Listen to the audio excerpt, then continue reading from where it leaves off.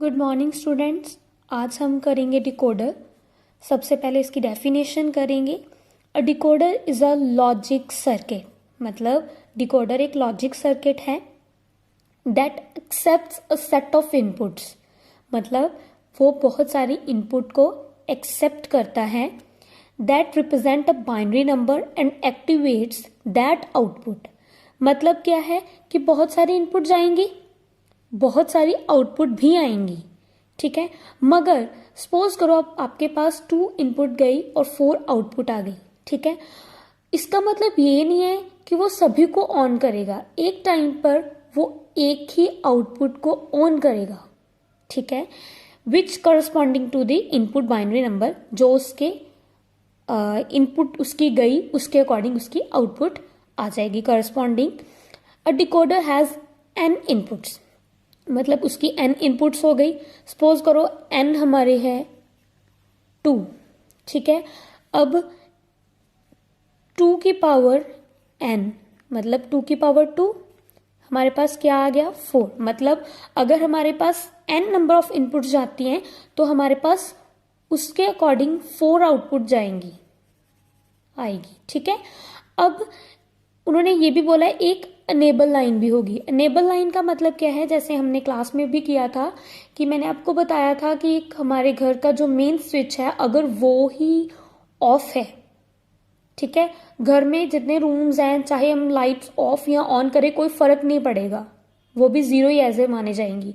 मगर जब वो ऑन रहेगा फिर कोई काम चल पाएगा कि लाइट ऑफ हो जाएगी या ऑन हो जाएगी, फिर उस पर इफेक्ट पड़ेगा, इसलिए वो हमेशा ही ऑन रहेंगी इसमें, ठीक है। नेक्स्ट हम करेंगे इसका ट्रुथ टेबल, उससे आपको अच्छे से क्लियर हो जाएगा।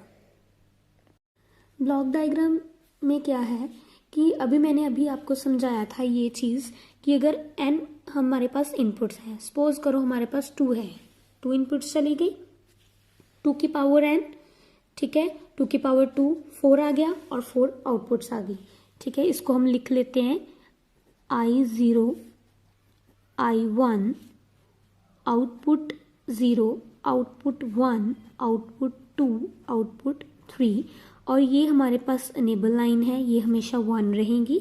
और अब जैसे हमने मल्टीप्लेक्सर में किया था 4 into 1, ठीक है, इसमें क्या होएगा 2 into 4, ठीक है। अब ये चीज़ आपको अच्छे से क्लियर कर देगी। अब नेक्स्ट हम इसका करेंगे ट्रुथ टेबल। ट्रुथ टेबल में क्या है कि हमने 2 इनपुट्स ले लिए और 4 आउटपुट्स ले लिए इसके अकॉर्डिंग, कि इसमें हमने 2 इनपुट्स लिए थे और 4 आउटपुट्स ले लिए थे। अब हम डेफिनेशन पर जाते हैं कि that accepts a set of inputs, बहुत सारी इनपुट्स को एक्सेप्ट करता है, that represent a binary number. अब ये इनपुट क्या रिप्रेजेंट करती है, बाइनरी नंबर। देखो कैसे, ये बाइनरी नंबर है ना, 0 1 0 1 0 0 1 1, ठीक है। अब बाइनरी नंबर रिप्रेजेंट करती है and activate that output which corresponding to the input binary number. अब इसके अकॉर्डिंग इसके कॉरस्पॉन्डिंग आउटपुट आएगी, वो कैसे, अब जब तो I0 I1 दोनों 0 है तो कौन से आउटपुट एक्टिवेट होएगी, ये वाली, बाकी तीनों ऑफ हो जाएंगी। जब ये है 0 1, मतलब I0 0 I1 1, देन कौन सी एक्टिवेट होएगी, अब अगर I0 1 है I1 0 है, देन कौन सी एक्टिवेट होएगी, ये वाली। जब दोनों ही इनपुट जो है वो एक्टिवेट होएंगी तब कौन सी, ये वाली। इसको आप ऐसे समझ के भी कर सकते हो, अगर आप चाहते हो कि नहीं समझ में आ रहा है या कुछ प्रॉब्लम आ रही है तो फिर आप सिंपल याद रखो कि इसको डायगोनली हमने 1 1 एक्टिवेट कर देने हैं। जैसे अगर बड़ा आ जाए, 16 वाला आ जाए, 8 वाला आ जाए, इसके अकॉर्डिंग हमने क्या करना है, बस कुछ नहीं करना, डायगोनल्स जो हैं उनको ऑन कर देना है, ठीक है। नेक्स्ट हम करेंगे इसका लॉजिक सर्किट। ये हमारा लॉजिक डायग्राम ऑफ डिकोडर, ठीक है। कुछ नहीं किया इसने भी, मैंने I0 I1 ले लिया, उसकी नॉट ले ली, ठीक है, नॉट गेट लगा दिया और उसके अकॉर्डिंग 0 0 है मतलब विद बार, ठीक है।